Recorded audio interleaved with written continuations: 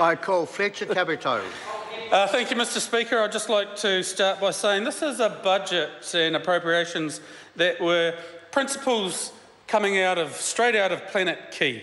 The budget has no bearing in reality.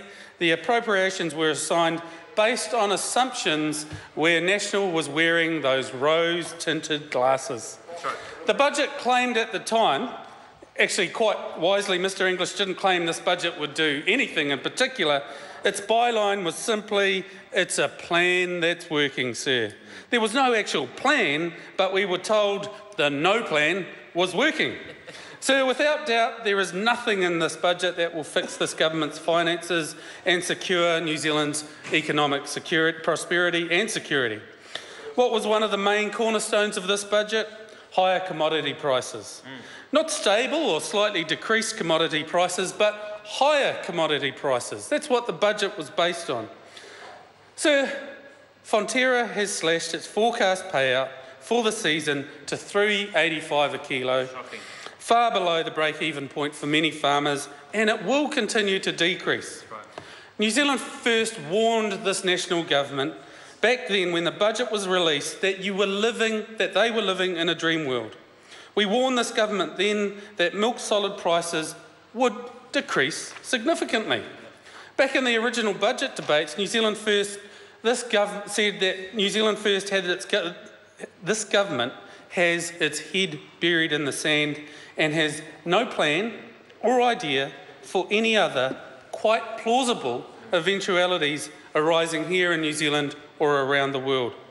And we said there was a real world that needed to be taken account of. And here we are today in the real world, quite distinct, quite different from the budget that was presented to us that while ago, and appropriations that now have no bearing in reality. That's right. Now, because of this government's ineptitude, this country is suffering ministers stumbling along, making up policy on the fly. I say that, but it actually probably won't pan out to be policy because this government and its leader are particularly skilled at smiling in sympathy with the people of New Zealand, agreeing there is a problem, and then going away and doing absolutely nothing about it. This government was sent a message, sir, from the regions. One of those regions in particular sent a powerful message that the previous speaker has chosen to ignore. Yep. It changed the very composition of this parliament because government ministers were not listening to the people of New Zealand. The heartland, the working backbone of this country, creating the majority of this country's wealth. This government is still not listening. Ignoring it. Ministers bob up here, they bob up there, telling everyone how wonderful things are. The people have been ignored, and now it's been put right in the collective government's face. Ministers go around bobbing their heads up in places talking about the regions. Sir, it's talk, talk, talk, managing a media crisis and not dealing with the real crisis facing New Zealand. I don't think most New Zealanders believe this government when they are told that Mr English has a plan that is working. Firstly, they'll ask, what plan was that you were actually talking about? And secondly, if you had a plan, surely it was a plan to create wealth and boost incomes for all New Zealanders. Was that the plan? Mr English, everyday New Zealanders can't see what you are forcing down their throats right now, but they are absolutely choking on it. That's right. What are the consequences of a plan that is working? $3.85 a kilo for milk solids, far below the break-even point, as I said earlier.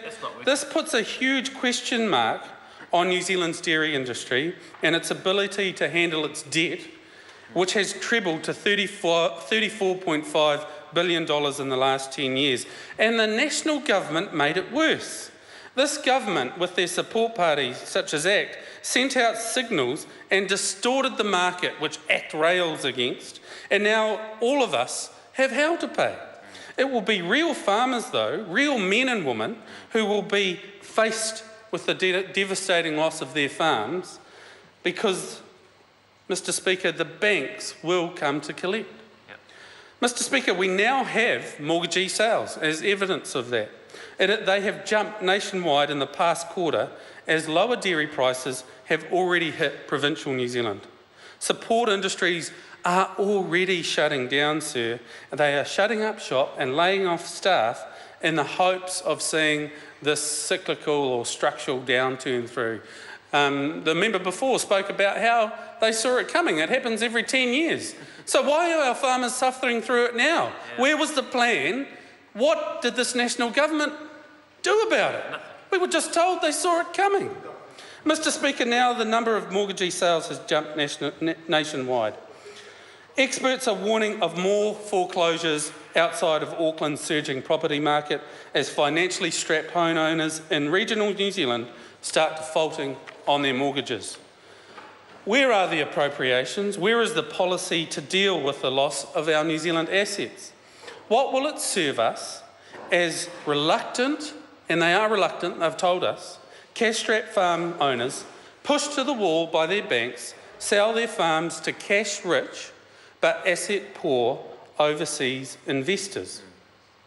The National Party has been selling the line of being aspirational, supposedly meaning selling our assets to overseas investors will create jobs or save them, as the case may be now. How is simply having a job aspirational?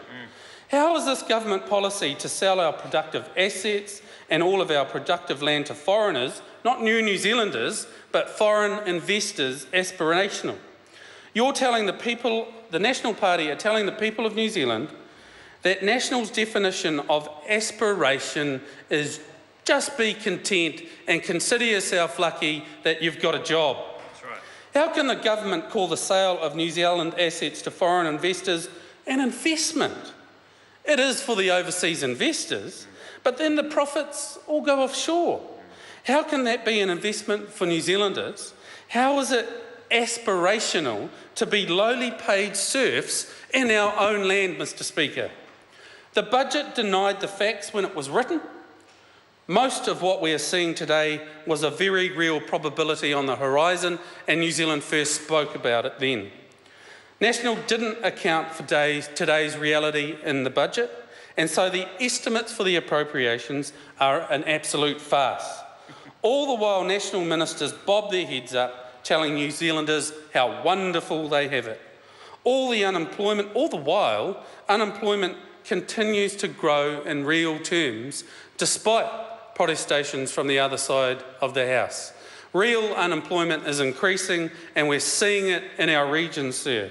Regional economies are going to be shutting up shop if we don't do something about it, and more importantly, if this government doesn't take ownership of the problem, stop living in denial, and actually do something meaningful. Get off Planet Key with your plan that is working and come back to the real world. Start listening to New Zealanders instead of talking at them. After 7 years of doing nothing, surely even your media spin doctors are asking you, is it not time for you to do your job? Thank you, Mr. Speaker. I call Chris Bishop.